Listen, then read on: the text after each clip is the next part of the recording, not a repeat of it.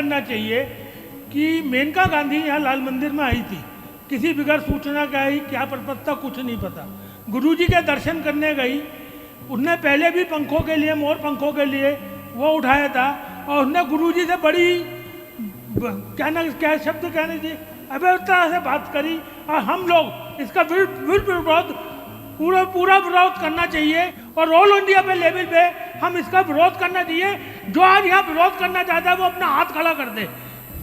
जो भी आज यहाँ विरोध करे वो सब अपना हाथ खड़ा करे कि आज हमारे गुरु जी ने बर्बरता करी है, तो क्या इतनी हिम्मत हो गई उसकी, क्या हो गई वो मेनका गांधी। यह जो नीरज भाई ने बात बताई है कि अगर ऐसा हुआ है तो बहुत बहुत बहुत गलत है, और ये करे मैं उसका प्रत्यक्षदर्शी हूँ गुरुवर। यह बात चाहे संत कहें या भक्त कहें, ये आवाज उठाएंगे, पूरी दिल्ली से नहीं पूरी दुनिया से उठाएंगे कि अगर इस बारे में अगर कोई चोट हमारे संतों के बारे में, उनके आचरणचर्या के बारे में करता है तो हम चुप नहीं बैठेंगे, चाहे वे लाल मंदिर की दीवार से हो या लाल किले की उस पर्वत ऊपर से हो, शिखर से हो, हम इस बारे में आवाज जरूर उठाएंगे। अगर संतों की रक्षा, तीर्थों की रक्षा अगर हम नहीं कर पाए तो इसे कुल में जन्म लेने का कोई लाभ नहीं है गुरुवर। ये साफ स्पष्ट बात है। विहार हो, आहार हो, चर्या हो, और उनके बारे में उपकरणों पर कोई आवाज हो, चाहे वे मेनका गांधी जी हो, चाहे वे कोई राजनीतिक पार्टी हो, हम नाती की बात नहीं कर रहे, पर आवाज उठानी होगी। कहते जब तक आवाज नहीं उठाओगे तो सोते हुए शेर पर भी कोई भी आक्रमण गीदड़ भी कर जाता है, और अगर एक बार जाग गए तो उठाने वाले हाथ भी साथ में मिल जाते हैं गुरुवर। यह बिल्कुल स्पष्ट मैं इस बात का संकल्प लेता हूं कि ऐसी बात को मैं जरूर अपने ऊपर से, हर मंच से, हर दीवार से, हर आवाज से उठाने का जरूर संकल्प लेता हूं। सादर नमस्कार, सादर जय जिनेंद्र।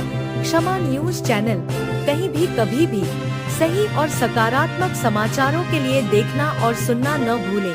साथ में आपसे विनम्र निवेदन है कि यदि आपने इस चैनल को सब्सक्राइब नहीं किया है तो कृपया अवश्य कीजिए और शेयर और लाइक करना ना भूलें। मैं आपको बोल रही हूँ इससे गंदी चीज है जो पूरी दुनिया छोड़ चुका है, वो के पीछे क्यों पड़े? पूरे दुनिया छोड़े हैं, कपड़े छोड़े हैं, सब कुछ भगवान के लिए छोड़ा है, तो फिर इसकी क्या लालच है?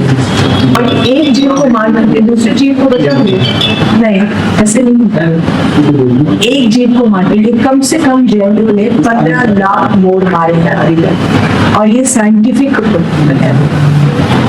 केवल व्यापारियों को मौका क्यों मिला? क्योंकि सरकार ने कानून में निकाला है कि मोर के पंख बिक सकते हैं, और जब हमने उनसे पूछा कि क्यों आपने ये दिया, किसी और चिड़िया के पंख को नहीं बिक सकते हैं, कोई भी नहीं, कौवे के पंख को भी नहीं बिचा। उन्होंने कहा कि इसलिए चाहिए लंबा, जिससे कोई भी जीव नहीं मरेगा, उसको इस्तेमाल करना चाहिए। ये लालच।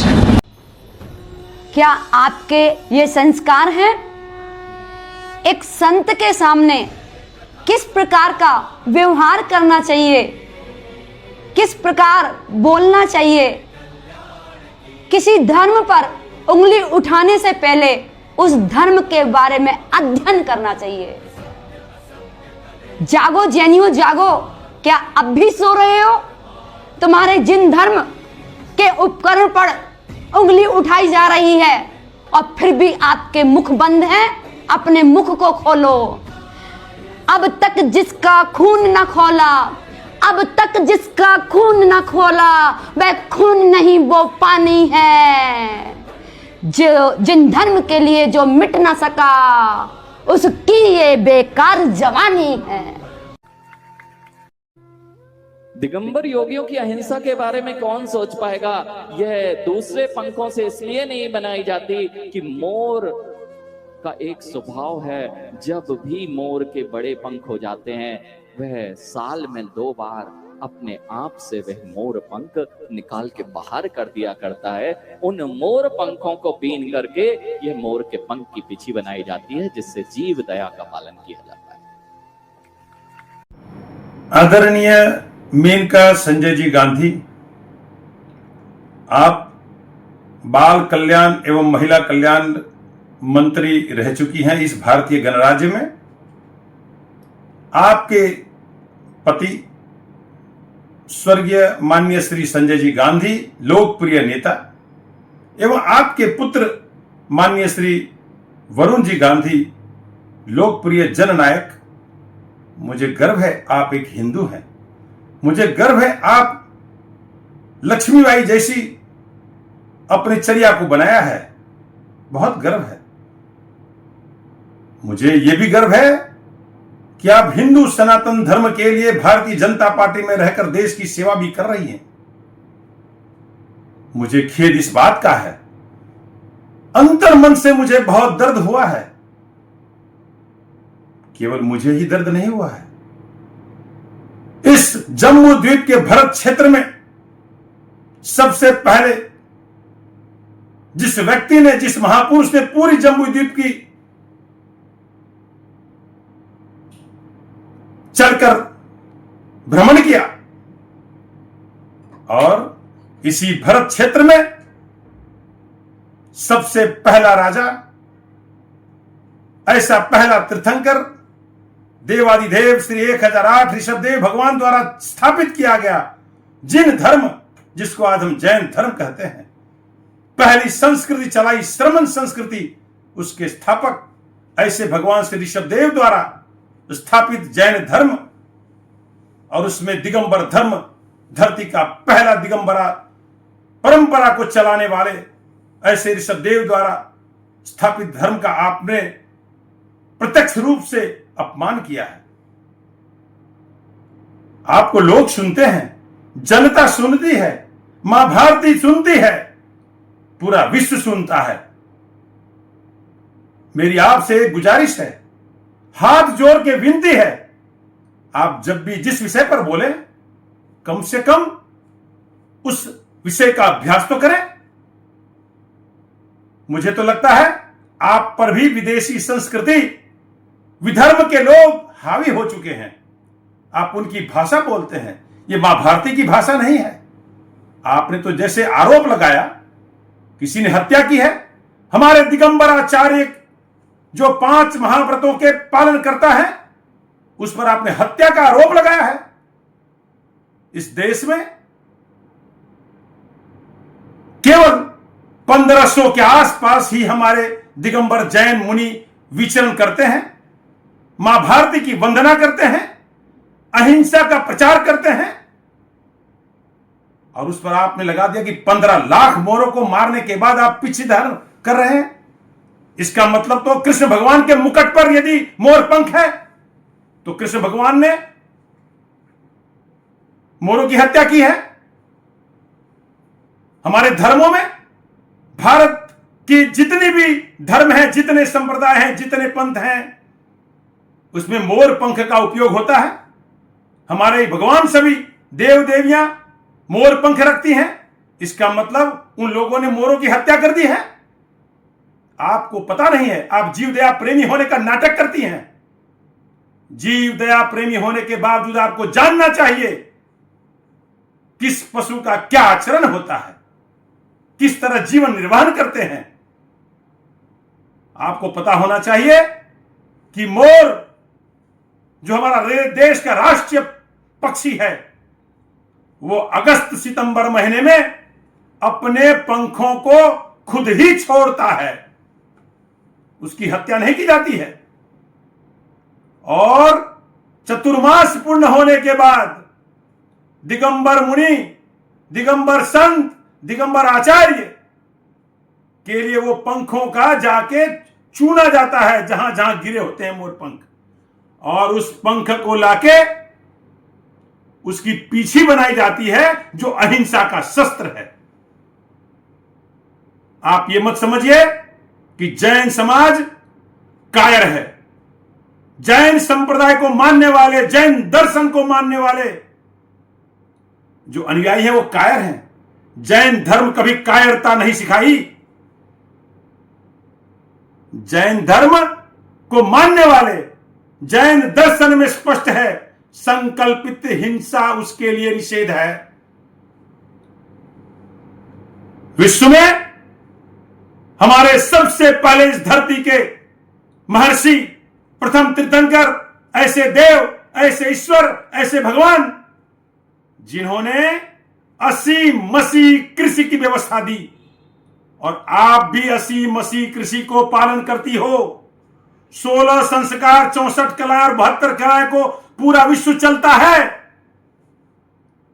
तो जैन समाज शास्त्र की पूजा करता है, शास्त्र को वहन करता है, सरस्वती का उपासक है, संयम का उपासक है, अहिंसा का प्रेमी है, अहिंसा का प्रचारक है, अहिंसा का पालक है।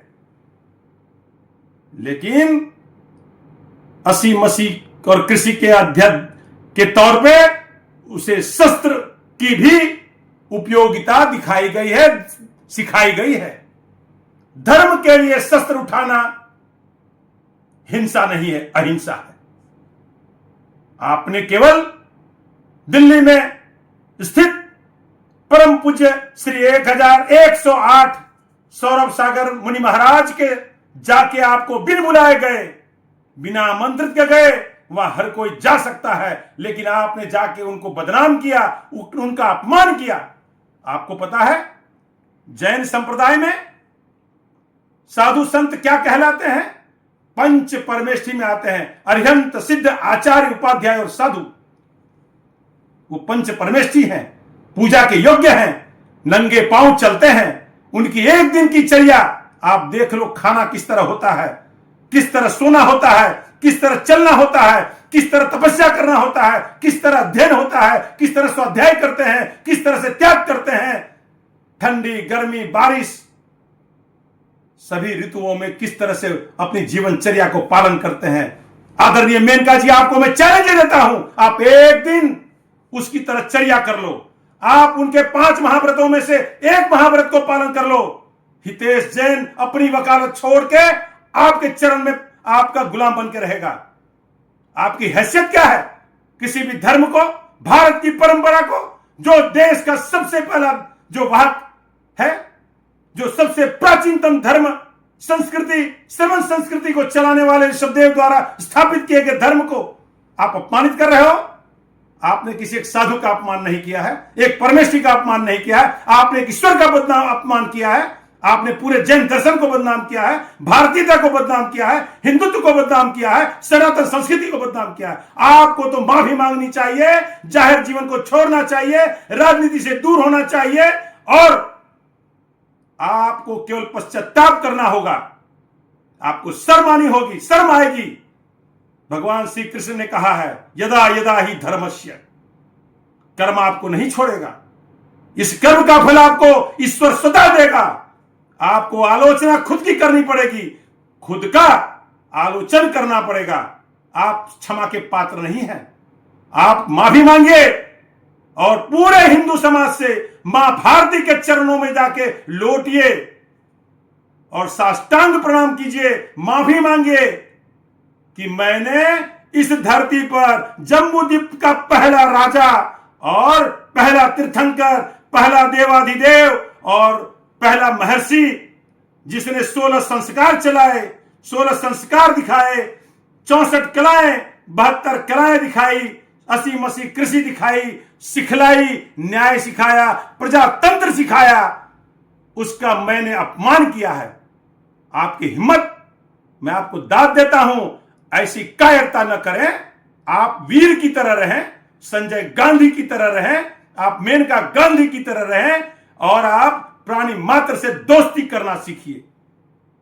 आप जैन समाज को कायर समझती हैं? आप में यदि हिम्मत है और सच्चे मन से सच्चे हिंदू हैं, आज मुस्लिमों के द्वारा बकरीद के त्योहार में और एन केन प्रकार देश में हिंसा होती है। बकरियों को काटा जाता है, गायों को काटा जाता है और जितने पशुओं को काटा जाता है, आप हत्या पर रोक तो लगा दो। अरे आप खाली इस देश में हिंदू समाज के द्वारा, उनके विरोधियों के द्वारा और जितनी हत्याएं पशुओं की हो रही है, कत्ल खाने बंद करवा के दिखा दो, मांस निर्यात बंद करवा के दिखा दो, बकरीद मनाना बंद करवा दो। हितेश जैन आपका गुलाम हो जाएगा, वकालत छोड़ देगा। और आप में ताकत है तो आइए मेरे सामने और बैठिए और आप साबित कीजिए कि दिगंबर जैन समाज के साधु संत मोर को मार के अब उसके पंख से पीछे बनाते हैं। और आप में यदि ताकत नहीं है, आप साबित नहीं कर सकते हैं, तो आप तुरंत माफी मांगो और सबके सामने जाहिर जीवन छोड़ दो, तो मैं समझ जाऊंगा आप सही मायने में मां भारती की पुत्री हो। आपको और मैं कुछ कहना नहीं चाहता हूं। यदि आपको मेरा शब्द पहुंच जाए तो इस हितेश जैन एक वकील को याद कर लेना, और आप में हिम्मत है और सच्ची भारत माता की संतान है तो आप तुरंत देश में चलने वाले भगवान राम, भगवान कृष्ण, भगवान गुरु नानक और गुरु गोविंद सिंह और भगवान महावीर और बुद्ध की धरती पर कत्ल खाना बंद करवा के दिखा दो और पशुओं की हत्या बंद करके दिखा दो। मैं समझ जाऊंगा आप भारत माता की और इस दल अबक्का रानी हो, लक्ष्मीबाई हो, और आपको किस बात से नवाजूं। कायरता की कोई हद नहीं होती है, आपने कायरता की सीमा को पार कर दिया है। अहिंसा के पुजारियों को आपने ठेस पहुंचाई है, एक संत को बदनाम कर दिया है। आप पर तो मुझे लज्जित होना पड़ता है, शर्म आती है।